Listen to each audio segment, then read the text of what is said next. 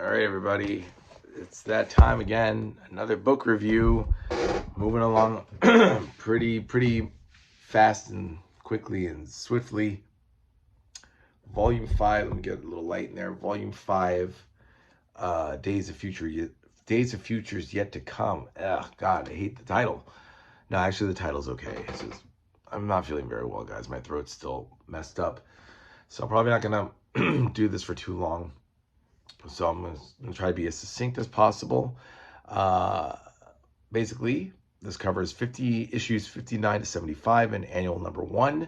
Finally, we get an annual in there with Excalibur, which introduces a character named Chaos, which this is in 1993, where every title in Marvel had an annual that introduced a new character one time, and then you never heard from them after that. So this one, that was yeah, it was a weird one. I forgot. I don't know.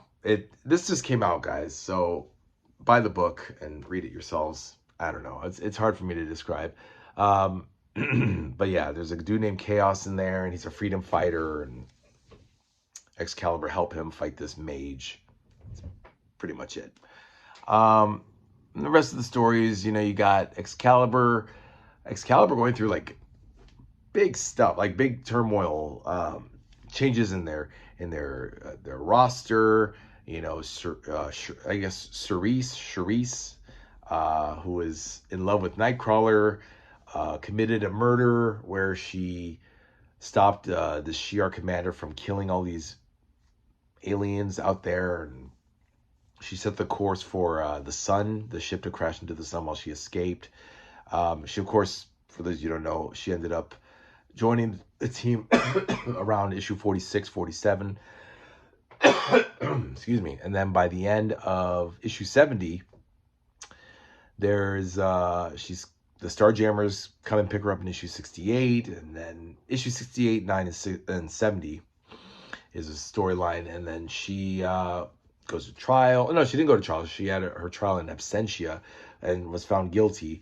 So they take her back, and they putting her on this planet called Crag, and Excalibur, of course, want to save her, and Nightcrawler loves her, so he doesn't believe that she did what she did, but then everybody witnesses her killing Fang, not the Imperial Guard Fang. It was a girl named Fang. I don't know. Just she murders this girl to protect another girl from prison getting killed by this Fang character. And everyone's like, oh, she's a murderer. But turns out she had a good heart, and she was just trying to prevent more innocents from getting killed and slaughtered by this maniac. Sephin was his name, spelled like C''EFN. He's a Shi'ar dude, a Shi'ar commander. And yeah, Charisse, whatever, she programmed the ship to crash into the sun, killing everybody on board except her. She teleported away to Earth, and that's what led to issue 47, 46, 47. Issue 71 was pretty cool. It was a Fatal Attractions tie-in, which I guess wraps up the whole thing. It's a finale. Actually, it was pretty cool. So Xavier, hating the fact that he lost a member of his own team, Colossus, joined Magneto's acolytes. So this really twisted Xavier's tit a little. So he has Kitty lie to Peter to get him to come from Avalon to Earth so that they can trap him and make him rejoin the team, which was really bizarre. But it was kind of cool too, because it's like the good guys aren't acting like good guys. They're coercing Colossus to leave the acolytes and return to the X-Men, and they're just not happy. And of course, Colossus is just feeling guilty because Illyana, his sister, died of the legacy virus. And so already at this point, Magneto's been mind wiped by Xavier, which will eventually lead to Onslaught. It's funny how this was chosen to be the finale issue, like the final tie-in to Fatal Attractions. But excuse me. I knew this was a bad idea to do this.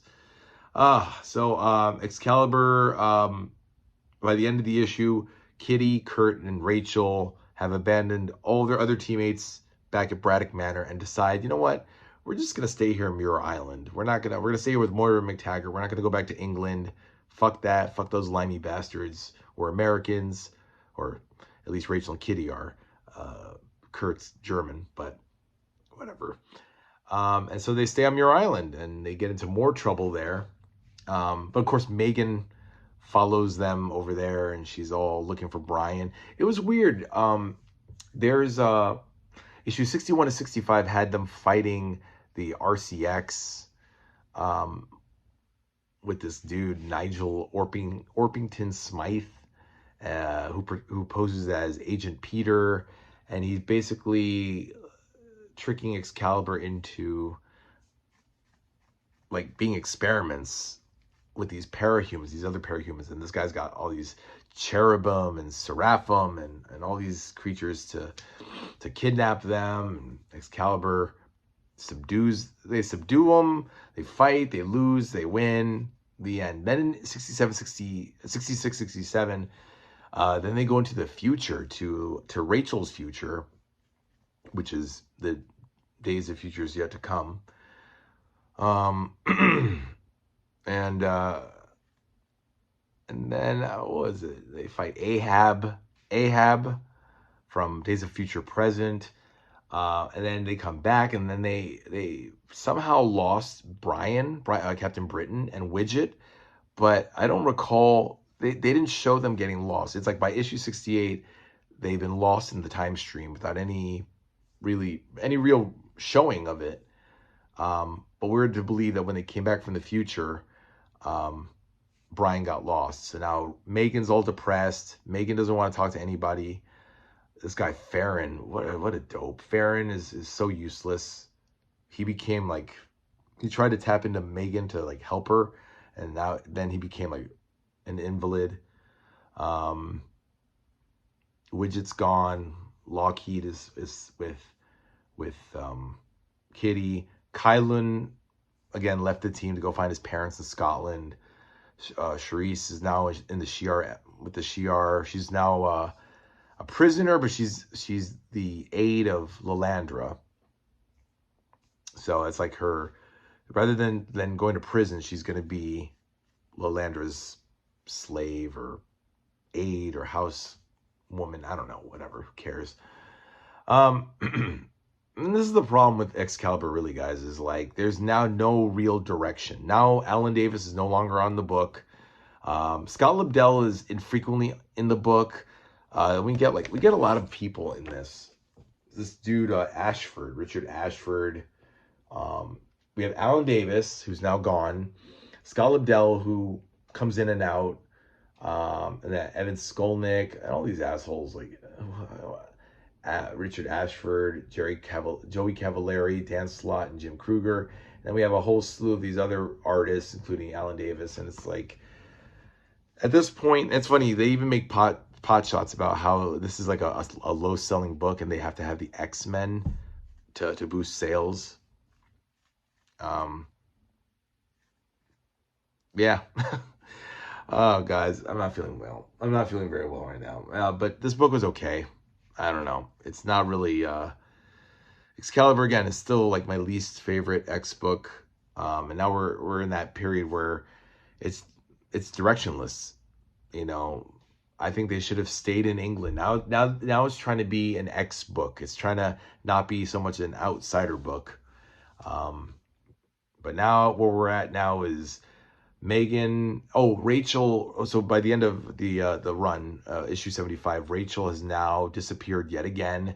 She switched places with Captain Britain. Now Captain Britain's known as Britannic. Megan's now here. So I guess Brian and Megan are back. Widget, who the fuck knows what happened to Widget? Widget is Kate Pryde. That's Kitty as an adult.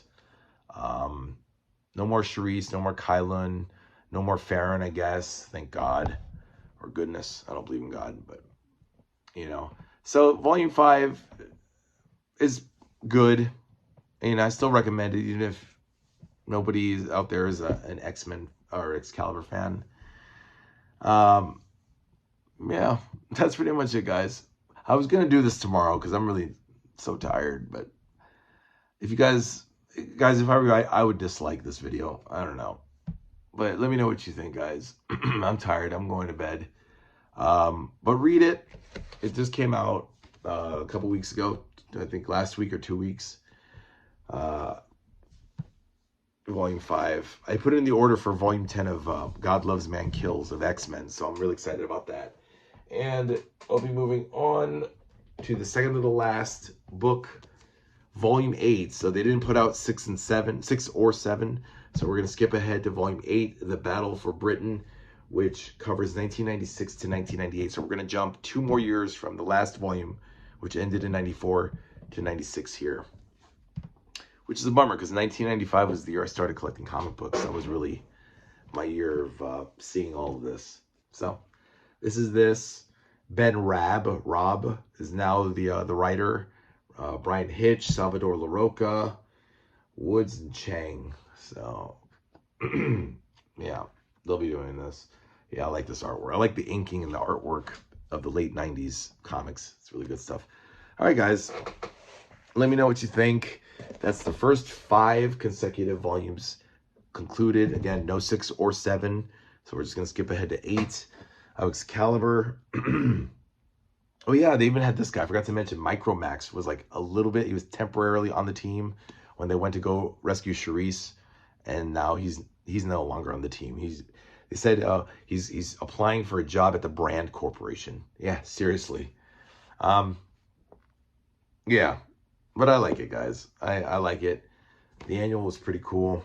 The logo. I don't like the logo, though. And I don't know why they had to put the logo over here. It should have been, like, wider and in the middle, you know. All right. 2 more volumes to go, guys, of EXCALIBUR. Let me know what you guys think in the comments down below. Excuse me. And I'll see you in a couple days, guys. Wish me luck, and hopefully I'll feel better next time. Bye.